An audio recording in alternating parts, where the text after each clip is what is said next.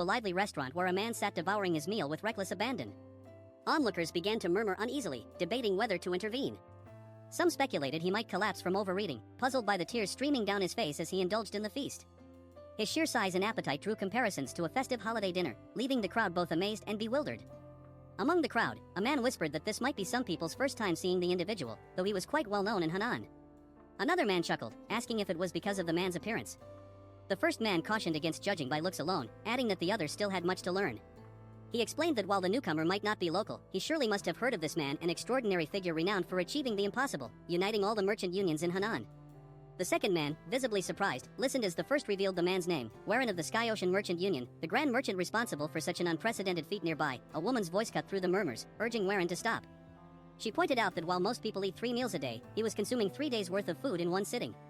Frustrated, she tried to pull him from his chair, but her efforts were futile, as he was like an immovable mountain. Some in the crowd marveled at the notion that he was once considered handsome in his youth. The woman, whose name was Yanhwa, warned him that his gluttony would harm him.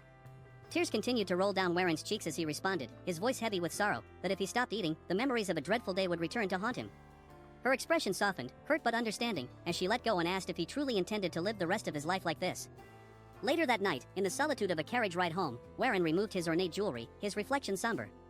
He admitted aloud that all his wealth and riches felt hollow, unable to heal the wound within him. His excessive indulgence in luxury and gluttony was merely a mask for the pain of losing loved ones, a pain that only people could mend. Yet, the nightmares of that fateful day continued to plague him. Beside him, Yanhwa's concern was evident. Warren sighed, reflecting on how many years had passed since he made the Sky Ocean Merchant Union his home. Yet, Yanhwa still called him young master instead of head merchant.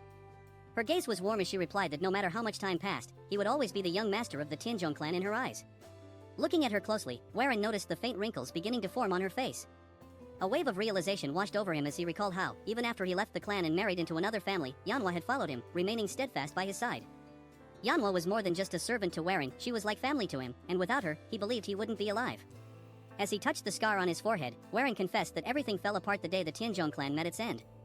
A picture of his family appeared in his mind, and he admitted he had once despised them, especially his father, whom he had hated more than anyone else. Years ago, Warren, in his bitterness, had a statue of himself made and told a young Yanhwa to guide his father to the statue if he ever came looking for him. Despite being the eldest son of a prosperous martial arts clan, Warren had completely turned his back on his family. His resentment ran so deep that he didn't resist when he was essentially sold off in an arranged marriage to the Sky Ocean Merchant Union. Years later, tragedy struck as the Tianzhong clan was attacked by a sect.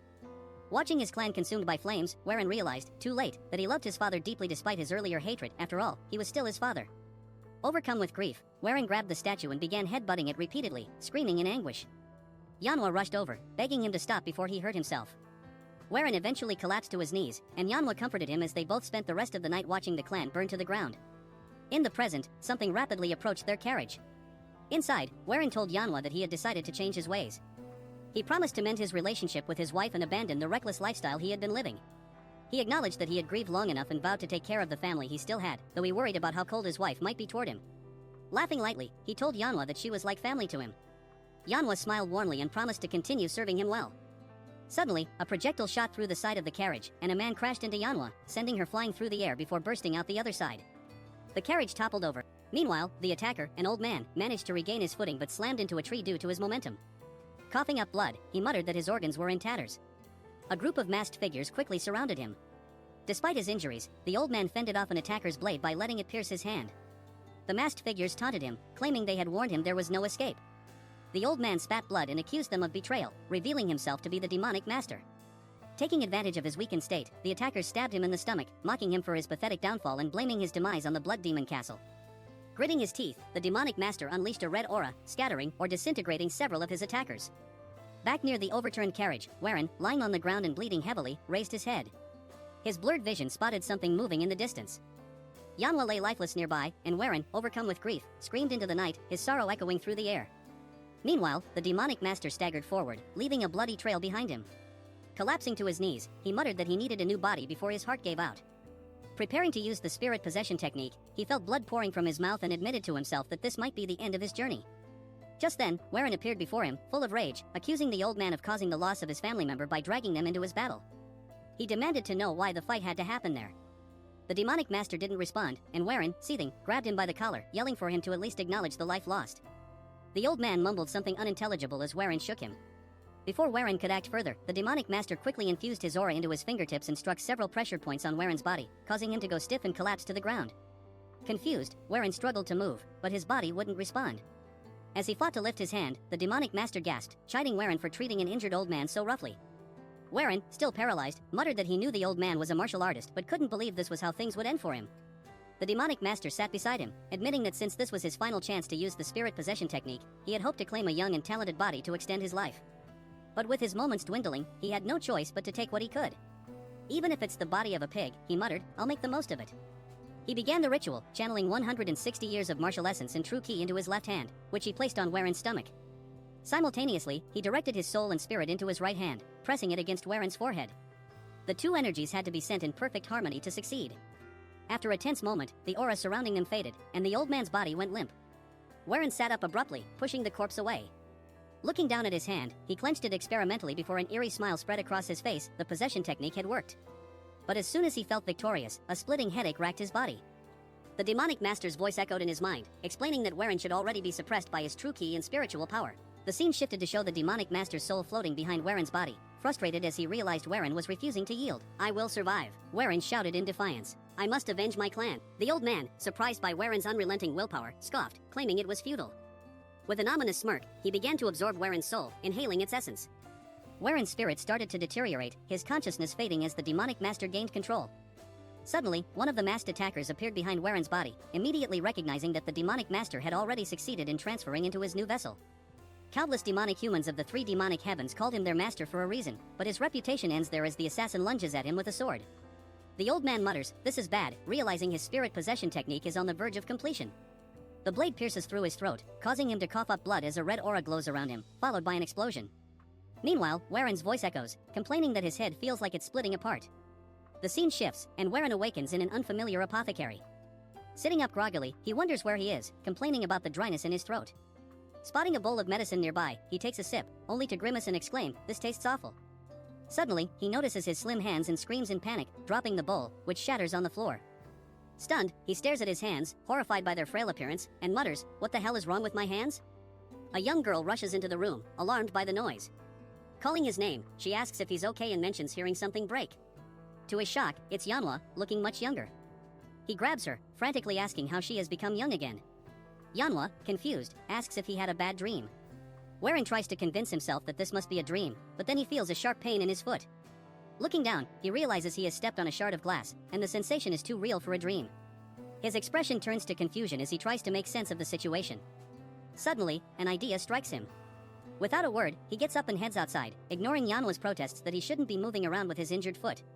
Warren stops in front of a statue and stares at it in disbelief. "Why is this here?" he mutters, his voice shaking. He remembers destroying it after that fateful day and can't fathom its presence now. His hands tremble as he reaches out to touch the statue. Overwhelmed with emotion, he calls out to Manhwa, who sees him trembling and crying. Concerned, she asks when he had the statue placed there. She then explains that it's only been around for 5 days.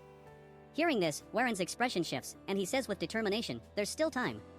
Manhwa watches in confusion as Warren grips the statue tightly and, with an anguished cry, slams his head into it. The statue cracks on impact, and with one final blow, it shatters completely, reduced to rubble by Warren's sheer will and strength. He stands there, blood dripping from his forehead, breathing heavily as the weight of his emotions consumes him. Manhwa screams, calling out to Warren in a panic, asking if he's okay, but Warren doesn't respond. Instead, he stands amidst the shattered remains of his statue, the realization dawning on him that this is no dream. Somehow, he has been sent back to the past. He looks at the pieces of the broken statue, his mind racing, and quickly understands he's 3 years before the day his clan falls. For him, this is more than enough time. Determined, Warren declares aloud that he will protect his people and the Tianzhong clan at all costs. The narrative shifts to provide some background on the Tianzhong clan, a martial arts family residing near Tianzhong Mountain in Henan. Many years ago, several households named themselves after the mountain, but it was the Yong clan that unified them, earning the title of the Tianzhong clan. In its glory days, the clan was widely praised, its name synonymous with strength and prestige. However, over time, its reputation faded, and the clan became a shadow of its former self, no longer receiving the admiration it once had. We see Warren's father, Byung, sighing deeply as he sets down his teacup. He laments that it has already been 30 years, and yet no new expert martial artists have risen within the clan since Elder Yongo Sang, the supreme dragon of Henan. Sitting across from him, his wife listens as Byung expresses his sadness over the clan's decline. He admits that it's disheartening to see their family's legacy reduced to mere whispers of what it once was. She reassures him that they can still hope for Warren to recover and lead them toward a brighter future. However, Byung shakes his head, saying that she knows as well as he does how much Warren resents him. Byung explains that he had tried to be considerate, but perhaps it was his fault for remarrying too soon after his first wife's death, leaving his son feeling abandoned. His wife smiles gently, advising him to be patient, believing that Warren just needs more time. Byung, however, feels the gap between them growing wider rather than healing. He recalls visiting Warren 5 days earlier, only to find a statue in the garden. Warren had told him to pretend the statue was him instead. Sighing, Byung apologizes, admitting he might be venting too much. At that moment, Yanhwa bursts into the courtyard, shouting frantically. Byung, alarmed, asks what's wrong and why she's so upset. Gasping for breath, Yanhwa tries to speak but starts crying uncontrollably. Byung gently urges her to calm down and explain. Between sobs, she tells him that Warren has hurt himself and is now unconscious. Both Byung and his wife are stunned by the news. The scene shifts to Warren lying in bed, drenched in sweat, as though trapped in a terrible nightmare. In his dream, he's beneath a waterfall, watching koi fish swim around. His mother sits beside him, smiling warmly. Young Warren laughs, saying he's caught a big one and urging her to look. But when he turns, he finds her slumped over on the rocks. Dropping the fish, he runs to her in panic. The memory shifts to her lying in bed, pale and sickly, as Warren cries at her side. She calls him closer and apologizes for not being able to take him to the waterfall anymore. Hugging her tightly, he sobs while she gently consoles him, urging him to stop crying. Suddenly, the dream warps into a nightmare. The demonic master appears, grabbing Warren's head and mocking him for his tears. Calling him weak, the master declares he'll take Warren's head as a prize. The vision turns terrifying, and Warren screams as he jolts awake, his heart pounding. Warren awakes in his bed and looks around, immediately struck by a sense of familiarity mixed with strangeness. The room is undoubtedly his childhood bedroom, but it feels foreign after so many years. The realization sets in, he truly is back in the past. Overwhelmed by the weight of his memories, he reflects on the hatred he once harbored for his father and how he had isolated himself from his family. He recalls the tragic chain of events that began with his father's brutal murder and ended with the complete collapse of the Tianzhong clan. Regret seeps into his thoughts as he wonders if, with his knowledge of the future, he might prevent the devastation and protect the clan this time. Suddenly, a strange sensation disrupts his thoughts, a surging energy within his abdomen. He feels the heat intensifying, confused and alarmed by this unfamiliar force. Meanwhile, outside his room, 2 women gossip about him. One scoffs at the idea that Warren destroyed the statue by headbutting it, pointing out his long-standing frailty and lack of martial arts training. The other insists she saw it happen with her own eyes and speculates that he might be possessed. Before they can continue, the door slams open, and Warren steps out, trembling. The women immediately start stammering excuses for their gossip, but Warren pays them no mind. His focus is entirely on his body, which feels unnaturally hot, the heat radiating from his lower dantian. Panic sets in as he realizes the old man's energy has manifested, creating an overwhelming surge of yang energy. If he doesn't find a way to control it, he fears he'll do something he'll regret. Without hesitation, he dashes into the forest, muttering to himself about the dire need to manage the energy.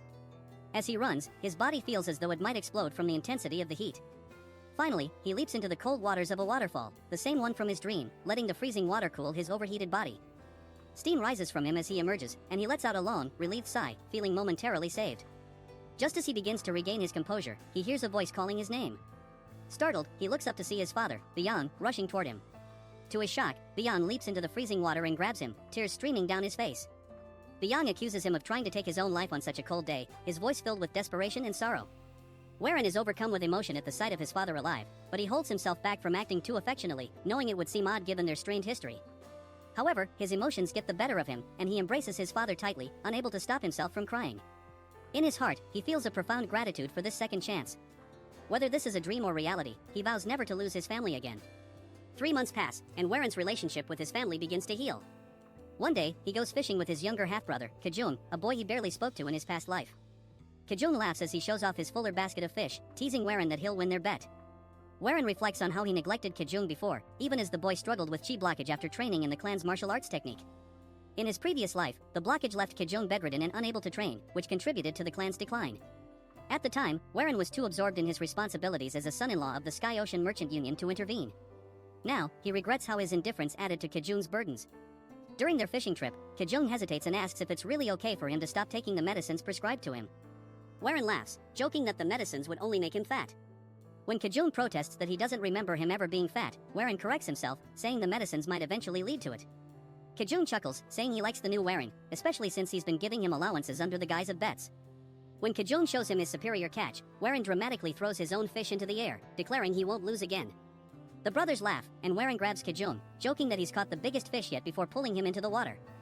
As they play, Warren silently apologizes to Kajung, vowing to protect him from the burdens that once crushed him. Meanwhile, Warren has been tirelessly preparing for martial arts training by strengthening his body. He meditates daily under the waterfall to stabilize the old man's energy, which hasn't caused further issues since its initial surge. One morning, as he finishes his meditation, he notices his younger half-sister, Sialan, standing nearby with a towel. She cheerfully hands it to him, saying she feels like they're finally growing closer.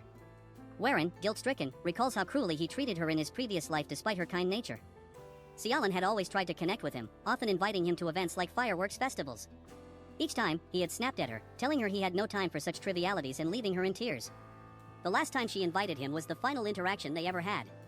On her way to the festival, she was murdered, and Beyond, devastated, launched a personal investigation. Not long after, Beyond was assassinated as well. Warren's heart aches as he looks at Sialan, vowing to never treat her coldly again. This time, he will protect her, Kajun, and everyone else he lost. He recalled the past events tied to Sialan's invitations to attend 2 festivals, the Moon Festival happening today and the Young Clan Festival scheduled a year later. Tragically, it was during that future festival that Sialan met her untimely death. Determined to rewrite history, Warren asked if today was the Moon Festival, and Sialan, her eyes sparkling with excitement, eagerly confirmed. She asked if he truly wanted to go with her, a hint of disbelief in her tone, and he assured her he did, even suggesting they shop together before the event. Her joy was palpable, and Warren silently resolved not to let this precious opportunity slip through his fingers again. He was determined to protect his family, rewrite the fate of his loved ones, and restore the Tianzhong clan's former glory, no matter the cost. Later that day, Warren joined the other disciples for training at the estate. This was a stark contrast to his former self, who had spent his days confined indoors, swallowing bitter medicines and immersing himself in books, refusing to engage with the outside world. Reflecting on how drastically his life had shifted, he acknowledged that the ominous energy from the old man's spirit, which once terrified him, now served as an unyielding force driving him forward.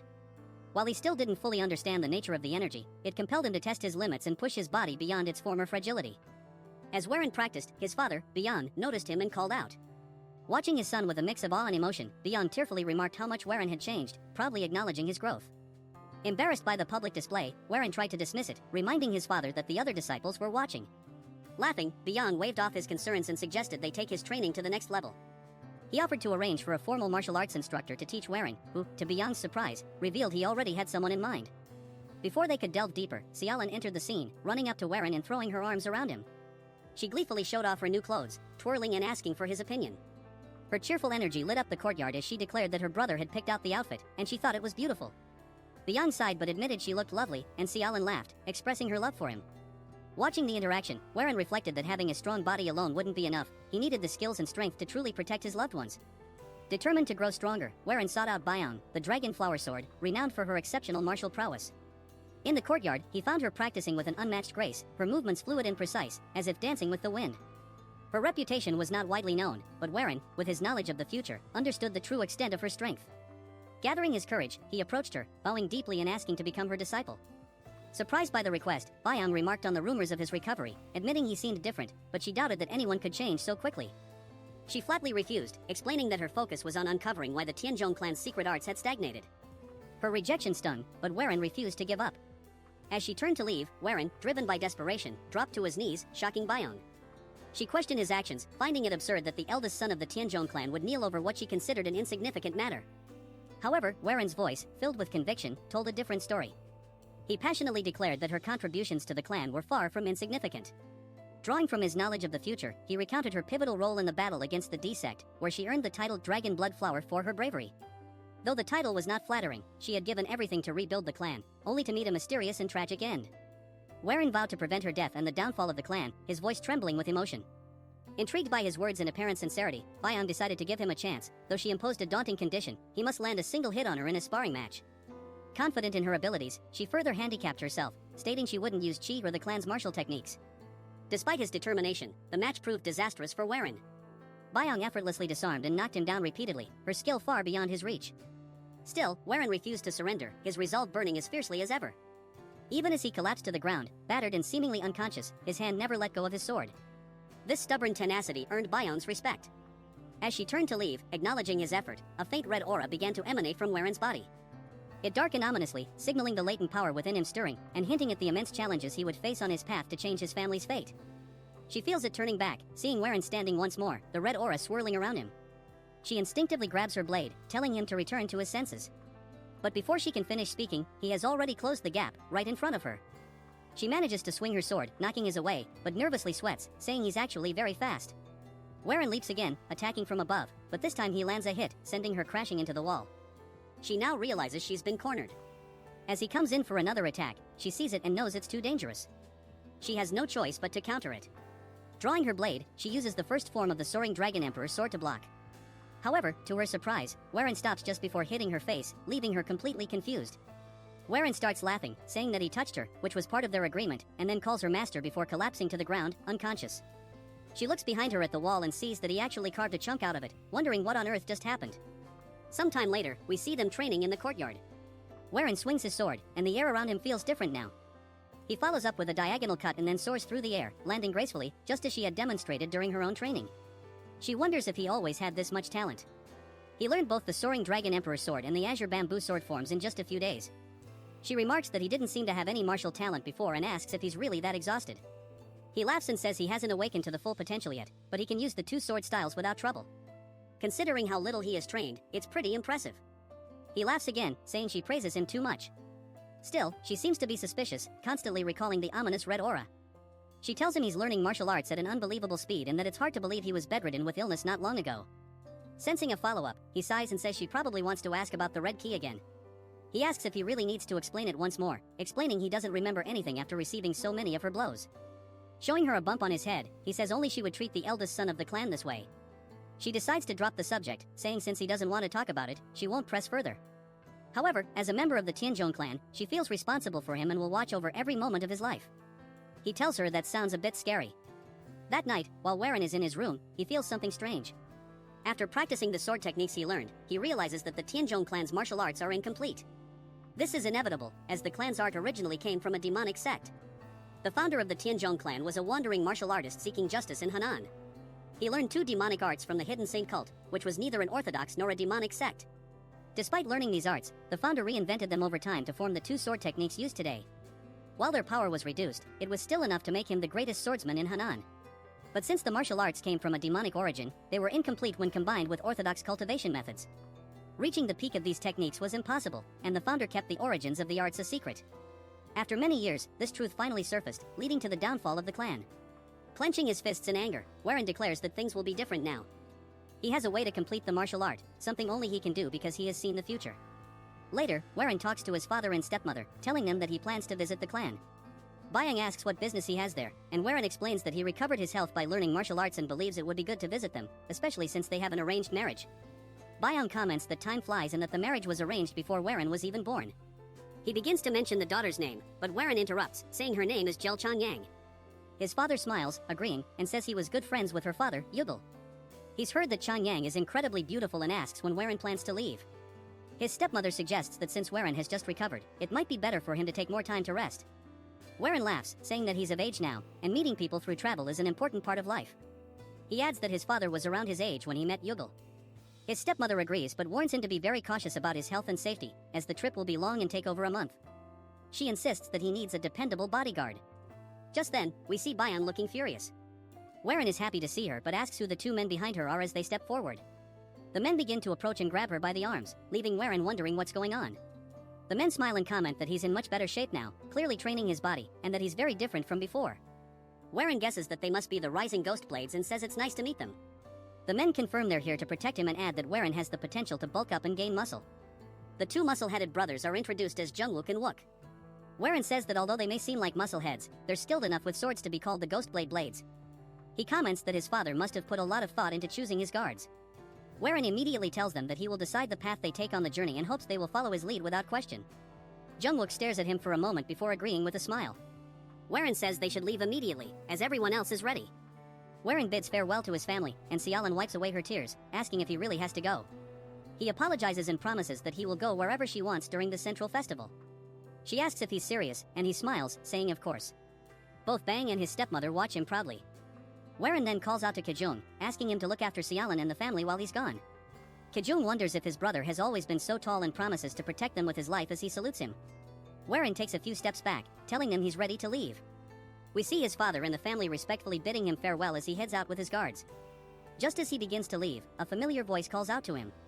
When he turns, he sees Yanoa running toward him. Warren immediately recalls the time when the clan was already failing, and he was leaving in a carriage. Yanoa had chased after him, calling his name and begging to go with him. It feels just like what is happening now, and Warren can hardly believe she's chasing after him again. He starts to think about it, but Jungwook advises him to refuse her, saying it's too dangerous for a servant girl to join them. He tells them to wait a minute. Getting off the horse, he runs toward her. He apologizes, closing her eyes, thinking she might get slapped. She is instead shocked when he hugs her tightly. The rest of the party watches the drama unfold. Warren tells Yanoa that she always wishes to be by his side. For that, he is forever grateful. He explains, however, that the path he is taking could be extremely far and dangerous. As of now, he is unable to protect her if she went with him. He doesn't want to bring her harm since she is his beloved family. With a smile, he tells her that she has to stay with the family. Yanoa cries as she agrees to his terms. Warren, with a determined look, leaves the clan. He thinks to himself that when he returns to the If you came this far, please like the video, comment, and subscribe to the channel. Tianzhong clan, a lot will have changed. He swears to protect his family and prevent the fall of their clan. As they continue their journey, he apologizes to his father because going to the Jaegao clan is just an excuse. It is not far from the Wudong clan, where the secret to perfecting the incomplete martial arts of their clan lies. They will be heading to Wudong as their journey continues. Warren, looking up at the sky, suddenly finds himself in a giant body of water. As he walks around endlessly, he says, "This place is way too vast." He then feels something in the water behind him. When he turns around, it's none other than a signboard. When he picks it up, he sees that it's actually the Tianzhong clan's board. When he looks back up, what was a giant endless sea is now an ocean of flames. He sees the clan house on fire, looks at it in disbelief, and starts screaming, "No," while running around. The demonic master appears, calling him a fool. Warren falls to the ground, screaming. The master says that after receiving the greatest possible opportunity that goes against the heavens themselves, Warren is going to waste his time on such childish endeavors. Warren asks how he's here, and the old man tells him that he cannot change anything. Gazing at him as if he were peering into his soul, the master demands he hand over his body. But just then, a sword cuts through the apparition of the old man, snapping Warren back to reality. Bang asks what he's busy daydreaming about. Warren then sees her flying straight at him, knocking his sword out of his hands, sending it backward, and putting her sword right up to his neck. He tells her that he surrenders. She says he's unable to keep his focus and asks if he's feeling unwell. He says it's not that, his sleep has just been really bad for the last few days. We then hear Jungwook say, "If he doesn't feel well, how about he trains with us?" We see the boys hitting both the squat and the bench press. They say these are the best things for increasing one's strength and that he can utilize his muscles very efficiently with this. Warren sweats nervously and walks away, saying, "Maybe next time." More importantly, I have something to announce regarding the trip. As they roll back on the road, he says that before they head to the Jaegao clan, he wishes to stop by Mount Seven Sages. Jungwook asks why, and Warren explains that he's read a book written by a renowned herbalist, and it says there's a part of Mount Seven Sages where 100-year-old ginseng can be found. It is also said that there is monkey wine, which is rare and hard to find elsewhere in the world. Both of the brothers start drooling at the thought of the wine. Warren says he heard that they love alcohol so much that people call them the two rising drunken ghosts. They immediately agree with him and support his decision. However, Byung shouts at them, warning that Mount Seven Sages is near the demonic sect, and their presence could cause trouble with the orthodox sect. Warren asks how people will know they're from the Tianzhong clan. If they get caught, they can just say they're from another clan. She says that would be disrespectful because it concerns the pride of the clan. He asks her if that's really so important. If they were to encounter a great evil and someone asks where he's from, he won't hesitate to say he's from a demonic sect, as survival matters more than pride. Jungwook asks why they should fear the demonic sect in the first place. He tells Byung that he agrees with Warren, and she asks if they're serious or just interested in the monkey wine. It turns out Jungwook has already become excited, like a monkey, at the thought of the wine. Warren then says that he wants to bring something back for his parents, as he's caused them so much trouble up until now. Byung believes his acting and says that if he really wants to go, they can. He thanks everyone and suggests they make proper preparations. At a nearby inn, he smiles and says that, of course, he lied about the monkey wine. There isn't any on the mountain. Instead, there's something much more valuable, the demonic poison stoneflower. This flower grows from a rare and dangerous crystal created by centuries of poisonous insects gathering in a certain tomb when it's their time to die. The poison from these insects forms a puddle that hardens into a crystal. Occasionally, a seed falls onto the crystal, sprouting into a flower filled with poison and demonic energy. This is the demonic poison stoneflower, and it should be found on Mount Seven Sages. However, as soon as they arrive at the inn, Warren overhears people talking about how many demonic sects are gathering near the mountain, all hoping to find the demonic poison stoneflower. He wonders how the whole world knows about it. Byung then starts sipping her tea and explains that there are many powerful demonic masters at the mountain, which doesn't sound like a good situation to be in. Warren agrees, acknowledging that there will definitely be a fight over the flower, but he doesn't need to get involved. His goal is to defeat Gochiak, the heir to the Serpent Dragon sect, who will be the last one standing and claim the flower. Gochiak has reached the peak level from being a first-rate in just half a year, and the flower will be a perfect ingredient for his martial arts. Since the Tianzhong clan's techniques are based on demonic arts, the flower will be useful for him as well. Warren finishes his drink in one gulp and slams the glass down on the table. He says nothing has changed, and they will still be heading to Mount Seven Sages. Bayan stands up in disbelief and asks if he didn't hear the talk about the demonic sect. He replies that the mountain is one of the paths to the Jaegao clan, and the Jaegao clan will certainly be involved, so meeting them might not be a bad idea. Warren sighs and leans over the table, telling Bayan that while she may be okay with this plan, if they face powerful martial artists, they won't be able to handle it and will have to run. He then asks about the two goofballs. When they turn around, they see the two brothers lying on the floor, passed out from drinking too much. Warren shakes his head and shrugs, reassuring her that he won't go near any places where dangerous martial artists might be.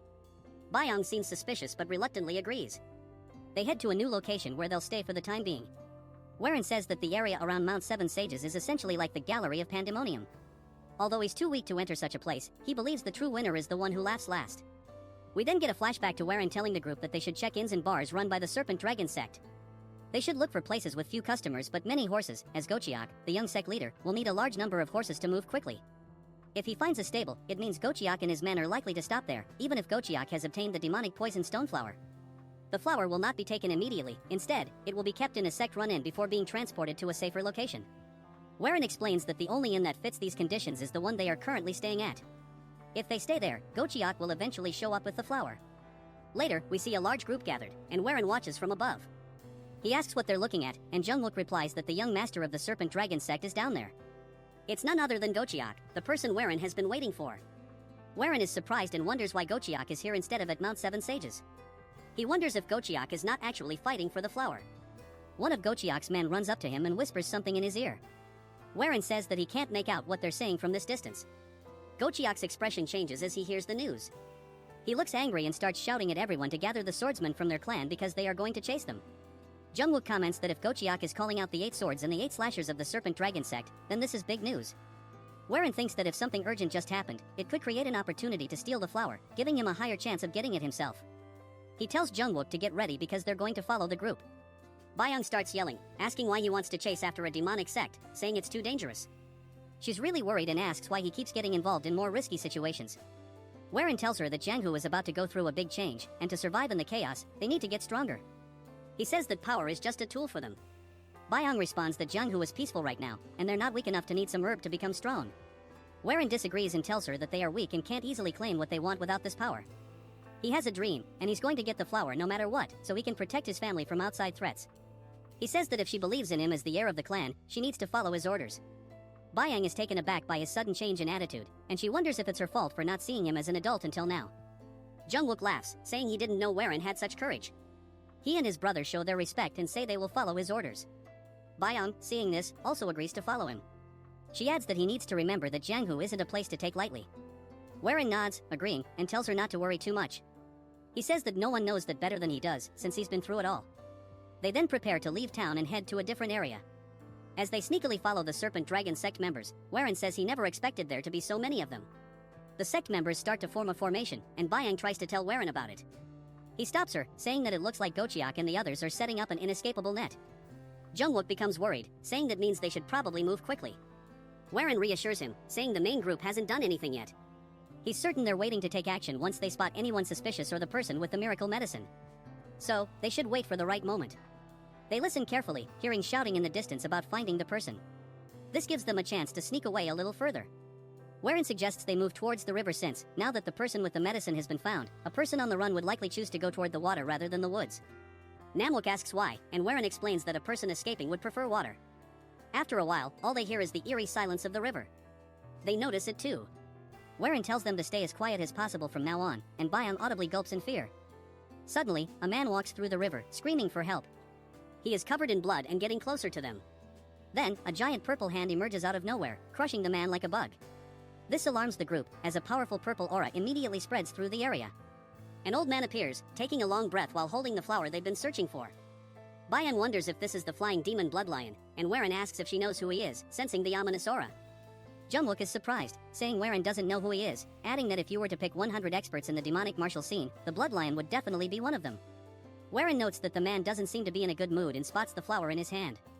Warren realizes that if the blood lion has the flower now, it's about time for the Serpent Dragon sect to make their move. They quickly pull back from the blood lion, thinking they had the upper hand.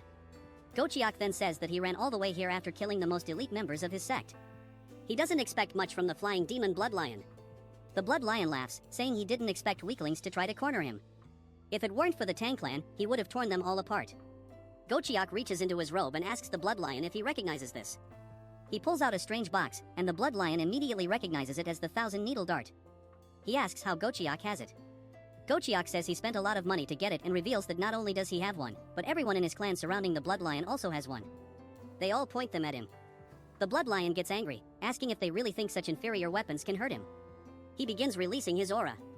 At the same time, the group fires the darts, sending a volley of needles flying through the air, almost like fireworks. As they fall toward the Blood Lion, he brings his hands together, and 2 giant purple hands form above him, clapping together. The shockwave from the clapping knocks many of the needles away.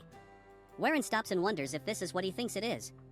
The Blood Lion starts to rise into the air, releasing even more aura than before. Gochiak is stunned and asks how this makes sense. The Blood Lion starts to laugh as he begins to flee, saying they are no match for him. Gochiak grins, saying he's ready for the challenge. He orders the second squad to shoot, but the needles are already flying toward the Blood Lion. Gochiak is too late to react, and he gets caught in the explosion, causing him to fall into the water. The group surrounds him, and Gochiak shouts, ordering the 8 swords to surround the Blood Lion and take the flower immediately. The group charges at the Blood Lion from above, but he laughs, saying they will never find the medicine and that he'll take them all down to hell with him. A fierce and brutal battle begins, and the Blood Lion easily takes down many of them, even mocking one fighter who thought he was getting ahead of himself.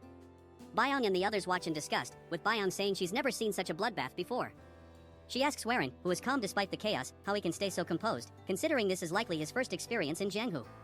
Meanwhile, some of the sect members shout that they've caught the Blood Lion. He is now riddled with arrows and blades, collapsing into the river and taking his last breath. Gochiak tells his men to search him for the medicine, but when they do, they report that it's not there. Gochiak begins to panic, insisting they need to search again, as they saw the Blood Lion holding the medicine. There's no way he could have hidden it, and they must find it. Warren tells the group to follow him as they move through the trees. He calmly explains that the miracle medicine isn't actually on the Blood Lion, but he has a hunch about where it might be. Byang asks if he's sure, since they clearly saw the Blood Lion holding it. Warren explains that the Blood Lion probably sent it down the river. He mentions the water barrier the Blood Lion created earlier was not just for defense, but to block their sight while he secretly pushed the flower into the river using his martial arts. If that's true, the flower would still be there, and they could follow the water to find it. They hear shouting behind them, and Warren tells them to hurry. It won't be long before others figure out where the medicine is too. They spot the purple aura of the flower in the river, and Warren immediately runs over, pulling it out of the water. He asks everyone to wait and takes out a vial, handing the box to Jungwook. He pours something from the vial onto a different flower. Byang asks if they think this is what she believes it is, and Warren confirms that it's poison. She warns him that it's not good for an orthodox martial artist to carry poison, but Warren assures her it's a useful tool. By poisoning the fake flower, they will trick the others into thinking it's the real one. It won't fool them for long, but it will buy them enough time to escape. Jungwook laughs, saying it was easy. While everyone else was fighting for their lives, they managed to get the flower just by sneaking around. Warren shrugs, saying they were just lucky, and it's time to go. But just then, the box is ripped from his hands. A man lands next to him, and the group freezes, not sensing his presence before. Warren turns to look at the man, who grins and says, "It's mine now." At that moment, none of the 4 realized the old man's presence. By the time they noticed him, he was already standing beside Warren. The other 3, alarmed, shouted his name, fear rising within them as they recognized the man before them, the flying demonic Blood Lion. His presence here was far from ordinary. Before Hen could react, the old man struck him with a powerful punch to the stomach. The blow sent Hen flying backward into the forest, leaving a deep crack in the ground as he landed. The remaining 3 were frozen in fear, silently calling Hen's name, deeply worried for him. The old man's entire body radiated a purple aura. His face twisted with fury as he accused them of being thieves who didn't know their place. He then raised the flower to his mouth and bit into it. His terrifying expression grew darker, and the purple aura around him thickened. He declared that he had planned to take his time absorbing the flower's power, but since they had forced him to act, he would tear apart every human present and replenish his chi with their blood. The storm-like energy surged violently, spreading outward as the aura enveloped him entirely, seemingly absorbing the flower's power. Byong stood frozen, her body stiff, her trembling hand gripping her sword as she faced the old man's overwhelming power. In her mind, she realized this was the first time she was fighting someone so much stronger. Fear filled her eyes as gruesome memories of the old man's past massacres replayed in her mind. Her body felt like it was sinking into darkness, and her instincts screamed that she was truly going to die this time. Fortunately, the voice of the young men beside her pulled her back to reality. One of them remarked that he had never thought before acting, which was how he had earned the title of Ghostblade. The 2 men stepped forward, trying to shield Byong despite her desperate attempts to stop them. Unable to speak with certainty, they introduced themselves as the 2 rising Ghostblades, Jungwook and Namwook. Smiling, they declared that as warriors of the Tianzhong clan, they would protect the young leader and defeat the demonic Blood Lion. Byung, overwhelmed with worry, urgently warned them that the old man was too powerful and that they would die if they fought him. However, the young man cut her off, saying, "Do what needs to be done, dragonflower sword." He then turned with a faint smile, reminding her that the old man had just consumed poison. Byung's eyes widened in surprise as she remembered that the young clan leader had replaced the flower with a poison one. Jungwook added that not only was the old man severely wounded, but he had also used his life energy as true ki and poisoned himself. If they could stall him, they might have a chance. Jungwook and Namwook sprang into action, splitting into two directions to attack the old man. They told Byung they would launch the first assault, and in the next instant, both charged at the old man from opposite sides. The old man's eyes turned completely white, and blood vessels bulged across his face as he sneered. "I must applaud you for not running." His aura-covered arm blocked both swords directly, and when they made contact, the swords shattered into pieces. His arm then elongated, aiming to strike both men. Caught off guard, the two could do nothing but brace for the attack. In that critical moment, a golden light erupted like a shield, intercepting the old man's strike. It was Byung, wielding a technique called Soaring Dragon Emperor Sword, followed by Heavenly Lightning Ascension. The lightning surrounded her blade and pierced through the old man's left arm. Despite her attack, fear remained on Byung's face. The old man roared in anger, his attention now entirely focused on her. Just as he prepared to retaliate, he suddenly felt something amiss within his body. Abruptly halting his assault, he retreated. At this point, the two men had managed to create a safe distance, but the old man suddenly coughed up blood, glancing at the crimson smear on his palm. He realized that he had been poisoned internally. He wondered if that old woman from the Tang clan had managed to poison him, but quickly dismissed the thought, reasoning that the Tang clan's poison would have already dissolved his organs. The old man shifted his gaze toward Byung's group and concluded that this poison could only be their doing. Fury surged through him as he clenched his teeth and roared in anger, realizing he had been outsmarted. He declared that he would crush their bones into dust. The old man erupted in a violent coughing fit due to the poison coursing through his veins. Meanwhile, Byung and her two companions remained alert. She recalled Ghostblade's words and thought to herself that the old man was nearing his limit. If they could stall him a little longer, they might actually be able to defeat him. However, the old man's sudden maniacal laughter stunned her. He clutched his face, laughing like a lunatic, only to abruptly stop. His expression twisted with rage as he growled in a chilling tone, questioning if he would really meet his end, not at the hands of the Tang clan's old woman or the weaklings of the Serpent Dragon sect, but by the hands of these nameless nobodies. His eyes burned with hatred as he refused to accept this fate. Then, a terrifying realization hit him. The one he had sent flying earlier must have the demonic poison stoneflower. His aura grew even more threatening as his body radiated uncontrollable fury. He declared that if Hen had it, he would take it, even if Hen had already consumed it. He would tear open his stomach and drink its contents. The old man surged forward with a burst of power. Before Byung's group could react, he appeared in front of them, striking Namwook with such force that he was sent flying. Seeing an opening, Byung launched a counterattack, slashing at the old man. To her shock, his body transformed into a strange, unrecognizable form, making her attack useless. The old man then turned his attention to Jungwook, delivering a crushing blow to his face and sending him sprawling. With only Byung left standing, the old man's eyes burned with demonic intensity as he reached for her face. His speed was so overwhelming that she couldn't dodge. Just as his hand was about to grasp her, a blade of sword energy sliced through the air from the distant forest, severing the old man's arm and saving Byung. It was Warren, arriving at an unimaginable speed. His eyes glowed with instability, his demeanor hinting at a loss of control. Earlier, when Warren had been sent flying into the forest by the old man, he had suffered serious injuries. His body was cracked and bleeding, and he had coughed up blood while lying there. He thought grimly to himself, realizing that the flying demonic blood lion had used his life essence as true key to chase him. Warren knew he had to stand and move, but his body refused to obey. Memories of his promises to his companions flashed in his mind as he stared at the sky. He blamed himself for acting as though he knew everything, only to face such bitter failure. Suddenly, Warren noticed something strange. As he touched the blood on his forehead, he realized that the blood on his body seemed to be alive. A sinister energy emanated from the blood, forming a twisted humanoid shape that seemed to beckon Warren to surrender his body. Gradually, Warren became aware of the mystery inside him. Inside my body is the energy of that old man I saw before he regressed, he realized. He remembered using that power during his fight with Instructor. If he used it again, he could defeat the flying demonic blood lion. The energy continued to tempt him, slowly seeping into his body through his mouth. He could feel it trying to control him. If I close my eyes, this terrifying power will take over, he thought. Warren struggled internally, gritting his teeth to prevent the energy from fully invading him. He opened his eyes wide and questioned whether he truly needed power he couldn't control. Determined, he fought against the invading force. I must hold on. I won't let this evil energy take over my body, he vowed. As the aura continued to push against him, Warren shouted at it to be silent. He gathered all his strength and declared, "This body is mine. I am its master, not you. You're just a ghost from the past." Warren promised to protect those he cared about with his own strength. In that instant, the red energy vanished completely, and he regained full control over his body. Without wasting any more time, he focused on his legs and propelled himself toward the battlefield, where his companions were still struggling against the terrifying old man. Just in time, Warren appeared and used the red energy to sever the old man's arm. The old man's arm was cut off, and blood poured out uncontrollably. His face showed shock, unable to understand what had just happened. He quickly retreated, crying out in pain. The old man glared at Warren with hatred, but a second later, his eyes widened in shock. Surrounding Warren was a terrifying red energy that caught him off guard. He realized that this was the power of a demonic master. Stunned, the old man demanded to know how Warren possessed such energy. At that moment, the poison flared up again, causing the old man to clutch his mouth and cough up blood. Byung also turned to look at Warren, recognizing the energy from her previous fight with him. Meanwhile, Jungwook and Namwook returned, both wounded. Realizing he had arrived at the perfect moment, the four of them stood together, ready to face the old man. Warren encouraged them, saying that the flying demonic bloodlion was poisoned and had used his life essence some time ago. He would soon collapse.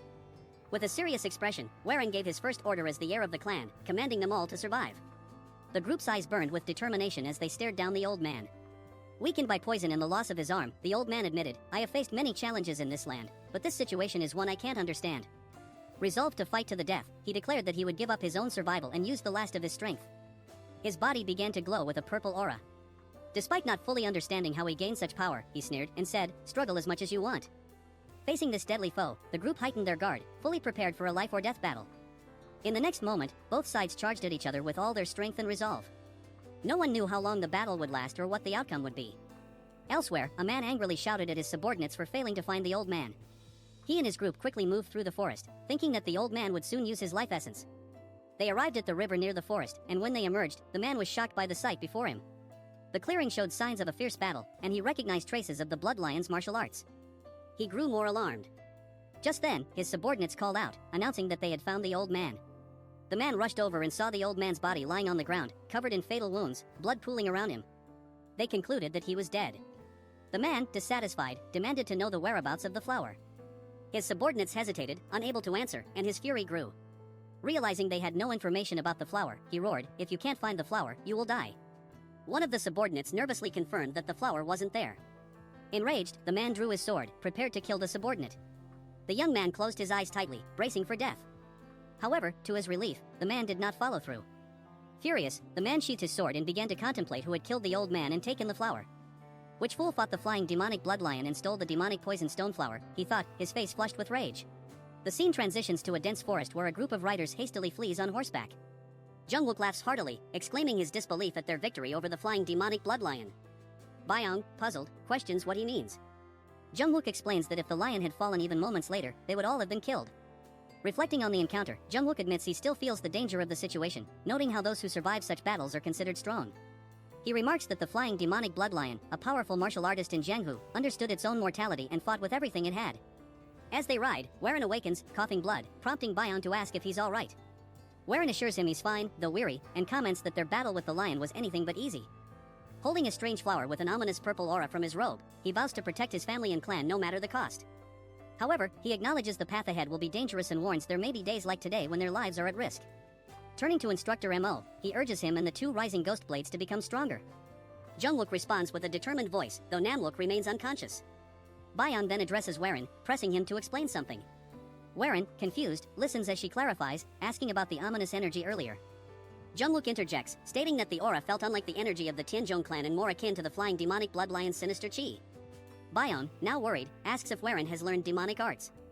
Internally, Warren debates whether to reveal his regression, fearing the consequences it might have on the future, and ultimately denies the accusation. He promises to explain everything later. Byung, still uneasy, argues that since they all risked their lives, Warren shouldn't keep secrets from them now. Riding fast to keep up, Warren aggravates his injuries, coughing blood again. Byung notices and urgently asks if he's okay. He smiles faintly, reassuring her and the group that they will be the first to know everything when the time is right. Though dissatisfied, Byung has no choice but to drop the matter. She signals the group to stop and rest, as Warren's condition worsens. As they dismount, Byung observes Warren's declining state and suggests seeking help from the Jaegao clan. Warren disagrees, reasoning that their pursuers, including Gochak and the Serpent Dragon sect, would only bring trouble to the Jaegao clan. Instead, he proposes heading to Mount Wudong, where he has heard of a skilled physician with the surname He. Byung questions the existence of such a physician on Mount Wudong, and Warren confirms the rumor. Meanwhile, on Mount Wudong, a white cat leaps gracefully through the forest, pursued by a young man calling it Bull. He pleads with the cat to stop, warning it of the mountain's dangers, but the cat continues running. It halts suddenly at a bush, intrigued by a strange noise emanating from within. As the young man finally catches up and grabs the cat, the sound draws his attention. Before he can investigate further, Warren's group emerges from the bushes, battered and bloodied from their journey. Warren, pale and with his face smeared in blood, If you came this far, please like the video, comment and subscribe to the channel. cries out in relief at finding someone in the desolate mountain. The sight of his ghastly appearance terrifies the young man and the cat, leaving them trembling as a piercing scream echoes through the forest. Later, in a small straw house deep in the woods, Warren lies unconscious, receiving treatment. When he awakens suddenly, startled by a nightmare of the flying demonic blood lion, he finds his body intact and realizes he has been treated. Relieved, he concludes that they have indeed found the healer they sought. The boy Warren had encountered earlier in the mountains opened the door, noticing that Warren had regained consciousness. The boy explained that Warren had been seriously injured, so he brought him to their clinic, a small establishment run by his grandfather and himself. As Warren tried to rise from the bed, the boy urged him to remain still and take his medicine first. Curious, Warren asked if the boy's grandfather was named Hei Dukong. The boy confirmed this, surprising Warren, who realized that this boy was Ha Kyeolryong. In turn, Kyeolryong was startled that Warren knew his name. Warren thought to himself that he had finally found the reason for his journey to Mount Wudong, even using the Jaegal clan as an excuse. This child was the key to completing the Tianzhong clan's unstable martial arts. More importantly, he was destined to become the future strongest man under the heavens, the one supreme Kyeolryong. Warren recalled how, before his regression, a battle of unprecedented scale had erupted over a martial arts tome. The conflict involved not only the unorthodox and demon clans but also the 5 great clans. The tome introduced a revolutionary concept, the coexistence of good and evil within a human. When balanced, this duality could produce power far beyond ordinary limits. This philosophy, left behind by Zhang Sanfeng, the progenitor of the Wudong sect, was detailed in the Yin-Yang Depth Heaven tome. In his past life, Kyeolryong's family had stumbled upon this tome by chance while foraging for medicinal herbs, which allowed Kyeolryong to ascend as the strongest man under the heavens. Warren knew that obtaining this tome could help fulfill his family's dreams. As Warren pondered, he watched Kyeolryong diligently prepare medicine. A fly landed on the boy's cheek, and with lightning-fast reflexes, he caught it in his hand. This casual display of speed surprised Warren, revealing that Kyeolryong had also been trained in martial arts. However, the boy merely smiled modestly, mentioning that his grandfather had taught him. Despite Kyeolryong's young age, his skill left Warren astonished. At that moment, an elderly man with white hair and a kind smile entered the room, recognizing that Warren had awoken. This was Hei Dukong, Kyeolryong's grandfather. After some time, Warren, nearly fully recovered, stepped into the yard, where his companions had also recuperated. Together, Warren and his 3 subordinates bowed deeply to Dukong in gratitude. Introducing himself as Warren of the Hanan Tianzhong clan, he sincerely thanked the healer for his aid. Dukong waved off the thanks, insisting it was his duty. However, he then asked why someone from the Hanan Tianzhong clan was in this region. This question momentarily froze the group. Thinking quickly, Warren replied with a smile that he had come to gather ginseng. Dukong raised an eyebrow, commenting that while they had some medicinal herbs, ginseng was rare and difficult to find. He inquired further, asking why they needed ginseng. Facing Dukong's probing gaze, Warren appeared briefly flustered but quickly adopted a sorrowful expression. Tears welling in his eyes, he fabricated a dramatic story. He explained that his mother had fallen gravely ill and that his parents, who had cared for him despite his frail health as a child, were the reason he could leave the clan and explore the world. His voice grew more emotional as he claimed he had received a message about his mother's condition and learned that ginseng could save her. As he spoke, he began crying louder, wiping away tears of supposed filial affection. Bayang, standing behind him, marveled at his acting, though she couldn't help but recall how healthy Warren's mother had been when they left. She silently wondered why their young clan leader would resort to such an elaborate lie. To their astonishment, Dukong was deeply moved by Warren's performance. Overcome with emotion, he praised Warren as a model of filial piety and declared that he was touched by the young man's devotion to his parents. With tears streaming down his own face, Dukong rushed off, announcing that they must find wild ginseng immediately. Warren, satisfied with his success, smiled as his 3 companions stood frozen in disbelief at the scene they had just witnessed. The scene shifted to the mountains, where Bayang, drenched in sweat and breathing heavily, was astonished to realize that Warren's search for ginseng was serious. She turned to look at him and saw him desperately scouring the area.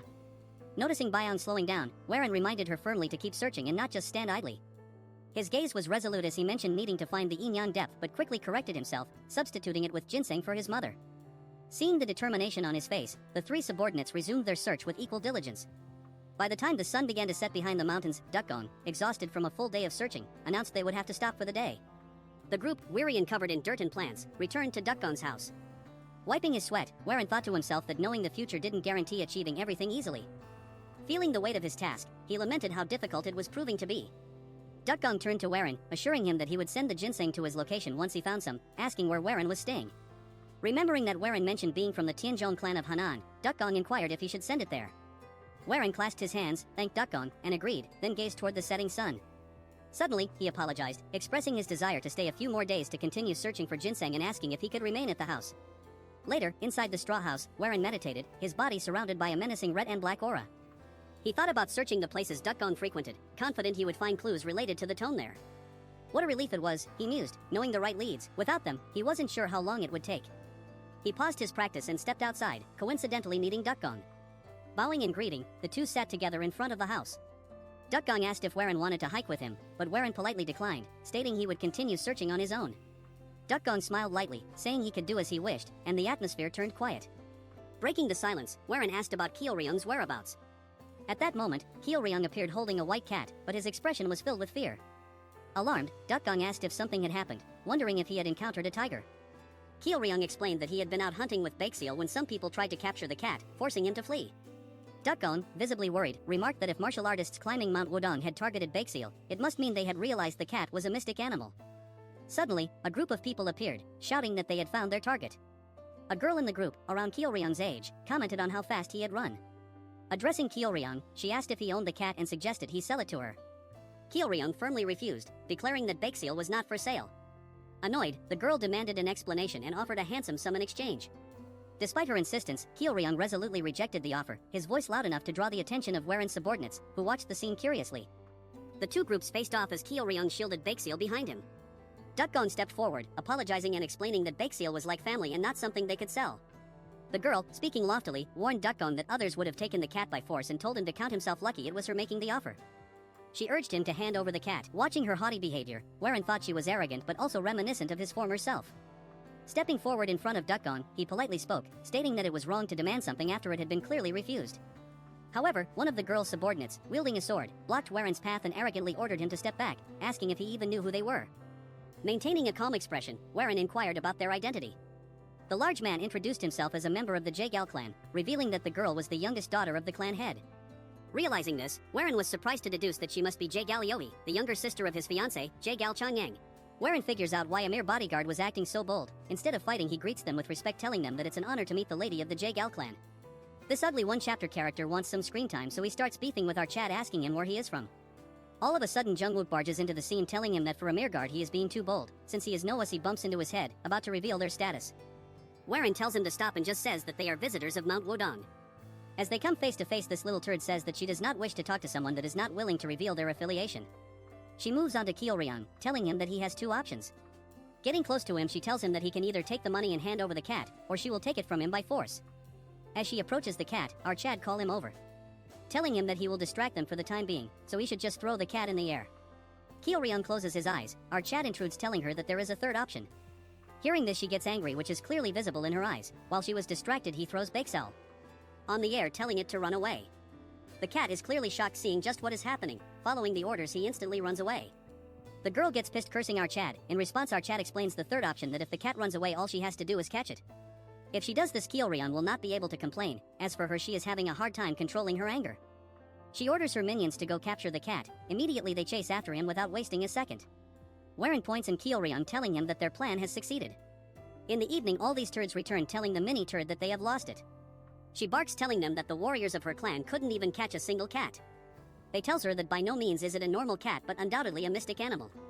She tells them that she will go to the Wudong sect, so they will capture it and bring it back. Bayang tells Warren that if she is the youngest daughter of the Jaegal clan, then she must be Jaegal Yohi. Because of her behavior, she is called the Jaegal witch, but oh, don't care, all I want is Bayang and our Chad mingling together. However, one thing that stands out is that she is someone who has surpassed the other geniuses in her clan to become a vice division leader. So Warren suggests that it would be better for them to hide their identities for the time being, since they don't know how she will react. And there is something they still need to find on Mount Wudong. They are getting close to each other. Guess the author is feeding my delusional mind. Warren notices that Kyeolryung is very sad, so he approaches him and asks him if he is worried because of Baekseal. Top cheer him up, our Chad tells him not to worry since our kitty is very fast. Looking from far, our waifu looks at the interaction and thinks that our Chad has really changed. At night, in return for helping him, old man brewed 2 huge jugs of wine that he brewed with medicinal herbs. They refuse, telling him that it's not needed, but steal the jugs, gulping the wine like starving dogs getting a juicy bone.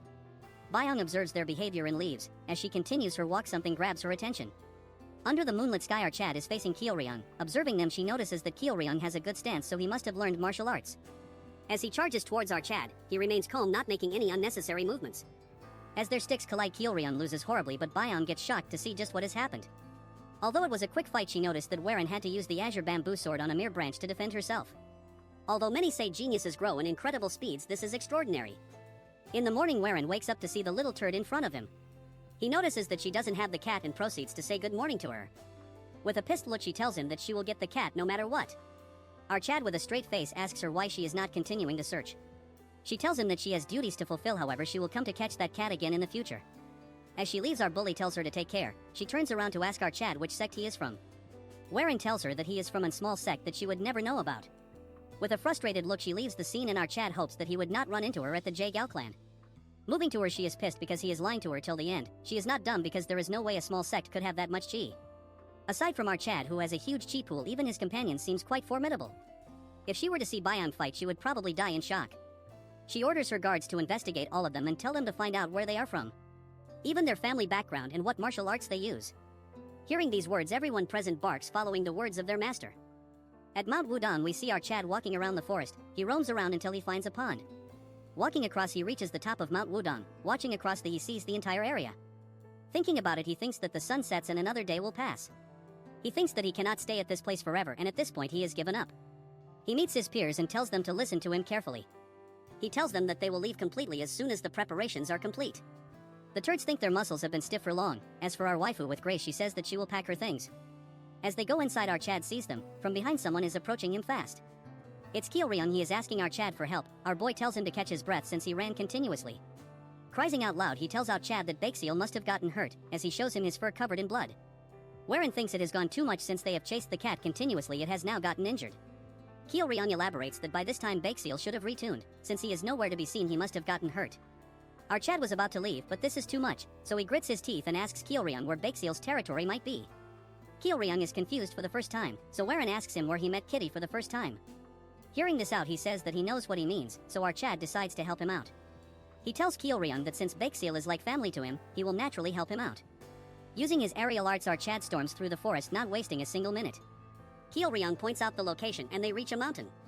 Looking down, Warren is shocked that his hideout is all the way down there. Going down, they start calling for him until Kyoryung cries, showing our Kitty's blood and fur.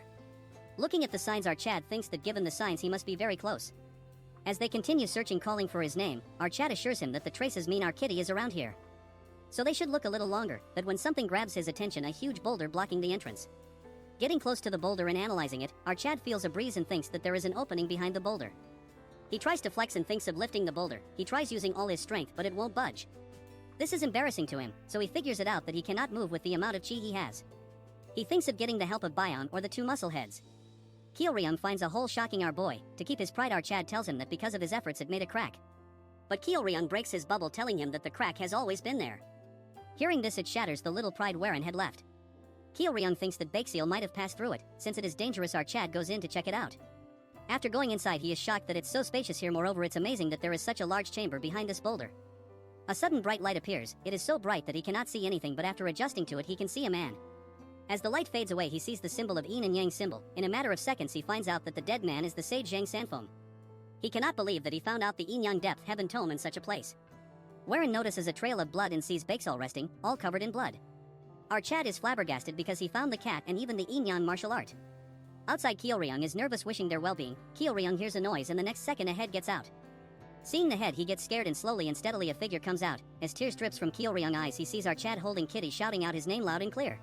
This chapter is still not available on internet, so enjoy and drop a comment. Warren hands Bakeseal to Kyoryung. Seeing his condition, he starts crying because he has no strength left. As he continues to cry, our Chad remains silent, turning around. He looks at the martial manual he discovered inside the cave.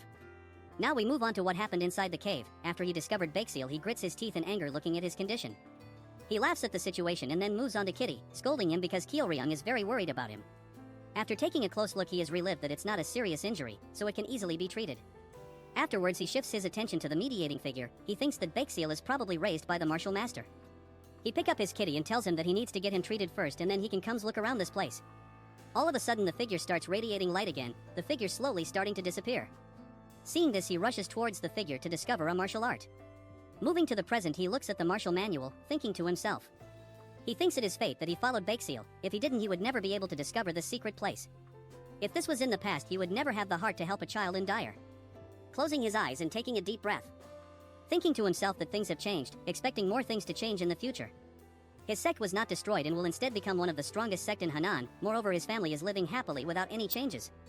So no matter what happens, he will make this happen. After some time, Kitty is all patched up.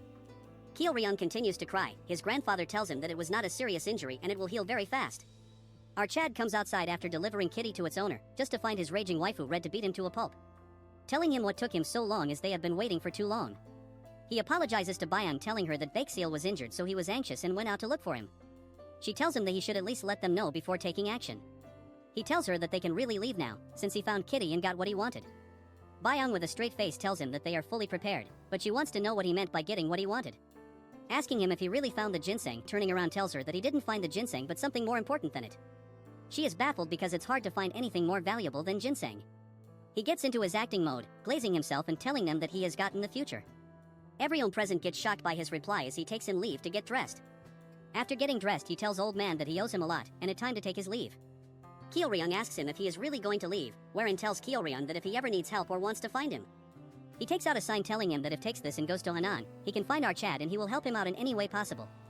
Hearing this, kiddo gets shy as he nods his head. Wherein turns around bidding them farewell. As he leaves, old man tells him that he has been nice to them, and they are just people who make a living by picking herbs. Yet not knowing who they are, our Chad still helped them. He asks him if there is a particular reason.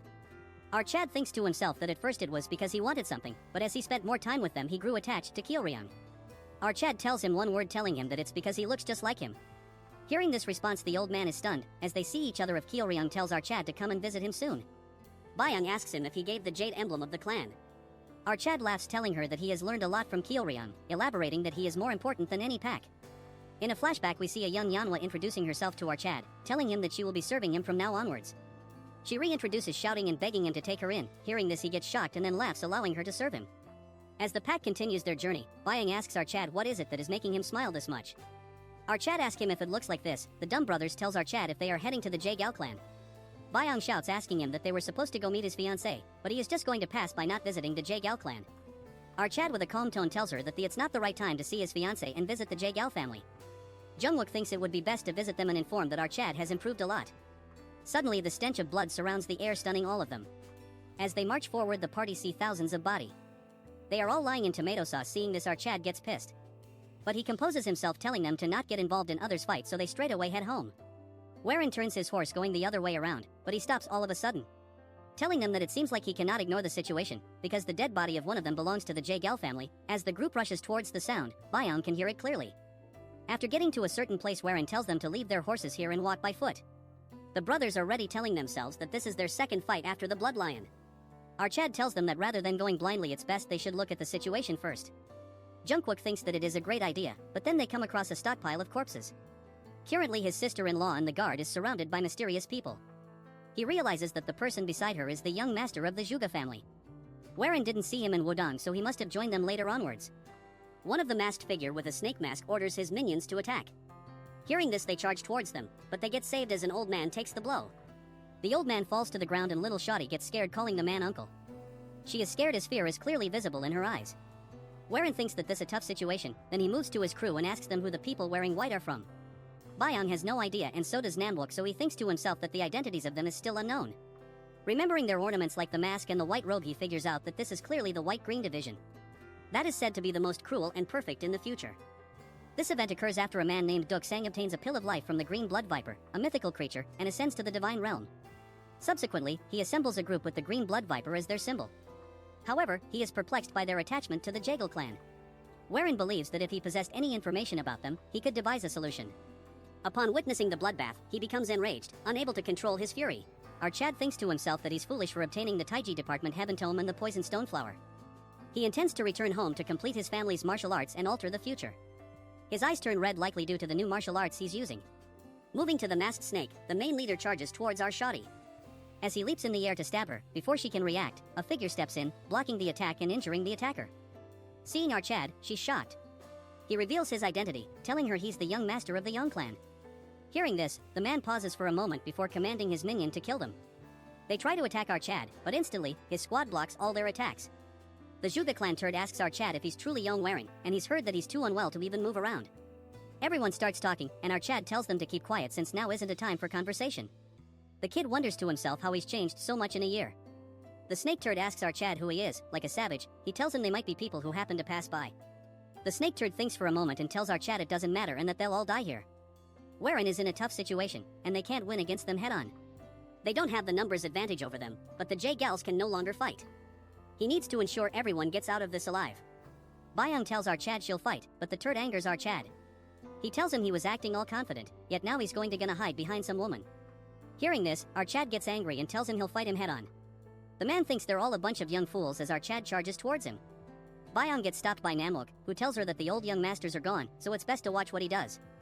He charges towards the turd with anger, cursing him a man. Seeing this, he thinks he might not have truly changed. The man believes it's an easy fight as their swords collide. The man tells our Chad if this is what it takes to make him this mad. However, our Chad is incredibly focused on defeating him, closing the distance and successfully misbalancing the snake. Taking advantage of this opportunity, he lands a lethal swift blow, instantly cutting off one of his fingers. Seeing this, everyone is shocked, even the snake himself. Warren is furious because he wanted to cut off an arm, but he managed to minimize the damage sustained by swinging his arm around even with his vision obscured. However, he then smiles, thinking to himself that he has achieved his goal. Byung is so worried that she wants to rush over, but again, one of the brothers stops her, telling Byung to wait around. As our Chad comes face to face with the snake, he tells him that what he needs is a moment of advantage. From now on, it will be a game of luck. He stares him with a dominating look, shocking the snake by telling him to inform squad leader Duk Sang that he himself is from the hidden saint cult. From afar, Warren's accomplices are thinking to themselves. Junwook tells Byung that our Chad is probably saying something, but he cannot tell what he is saying. Byung figures out that he is using the sound transmission technique. Realizing this, she is shocked because it's not an easy skill to learn. Moreover, she cannot figure out when he managed to learn this. Moving to our Chad, he tells Snake Turd that if he tells him all this, he will forgive him, telling him to leave. The man grits his teeth in anger, telling him how can he know their squad leader's name, questioning who he is. Our Chad is in a tight spot because he is still doubting him despite the fact that he knows the name of their squad leader. Warren takes a second to think, but he does not have that luxury as man hold his sword, telling him to tell him everything clearly. Warren starts telling him that 5 years ago, when the hidden saint cult was eradicated by the 3 demonic heavens, he was one of the people present there. Warren asks the turd as he is not one of the people that are trying to revive the cult. Our Chad boldly declares that he is a man from the hidden saint cult. The turd gets closer to our Chad, ready to attack him, but stops the sword at our Chad's neck. Seeing this, his accomplices call for his safety. The man finds it hard to believe that our Chad, who is barely 20 years old, yet he knows the name of the squad leader, as well as about the hidden saint cult. The man finds it very hard to believe, but he will believe our Chad if he can answer just one of his questions, asking him which heaven of the hidden saint cult he belongs to. Hearing this, our Chad doesn't make an expression because currently the turd is testing him. According to what he knows from the future, the hidden saint cult right now is a union of 3 groups rather than a single unified group. The sun saint cult, which pursues power over anything else. Then there is the moon saint cult, which pursues religion, and the hidden saint cult, which mediates the group. However, it is not known which group the green blood viper belongs to. It would not be likely for the hidden saint cult and the moon saint cult to make an assassin organization. So it makes more sense if the sun saint cult did such a thing. But he cannot cancel out the possibility that the moon saint cult or the hidden saint cult cannot create one. This is all a gamble, but it is all he has always done, which is best to put his money on which is the most likely bet. With a bold face, our Chad tells him that he is from the sun saint cult. The man remains quiet, then orders his crew to take their leave. After they leave, our Chad remains quiet, then blood starts gushing out from his mouth. It was caused by an internal injury from the strike earlier. As Byung rushes towards him, his consciousness starts to fade. Later that day at the evening, Warren wakes up from his sleep, as he overhears people telling everyone to hurry up their work. Everyone is done cleaning the body while our Chad observes without spilling anything. That's when he sees his sister-in-law worrying about something, then she proceeds to hand our Chad something. She tells him that this is her clan's healing medicine that will heal his internal injuries. Our Chad tells him that it is fine since she didn't expect something in return. She remained quiet, then she turns around telling our Chad if he is going to consume it after she begs him. As she gets further away with a low tone, she thanks him. Seeing this, our Chad gets shocked, then he smiles silently. Byung gets close to our Chad and tells him that she didn't know our little shawty had a cute side to her. She explains that the medicine is a rare medicine given to the direct lineage of the J-Gal clan. She didn't expect that he would give it to him. Warren tells her to make her presence more obvious, telling her that he was scared. Instead of listening to her, she shouts at him, telling him that she was scared. He thought that he was completely out of her mind when he ran to the assassins. With a nervous tone, he tells her that he was just trying to save everyone. She gets close to him, putting her head on his shoulder, asking Warren why he changed so much. Warren gets shocked as she tells him that in just a few months ago, he resented the world and himself. He lived every day like hell, and that was the kind of person she was aware of. But today he risked his life for everyone. She is so impressed and proud of him. But she is curious why she is pushing himself to do all this. If you came this far, please like the video, comment and subscribe to the channel.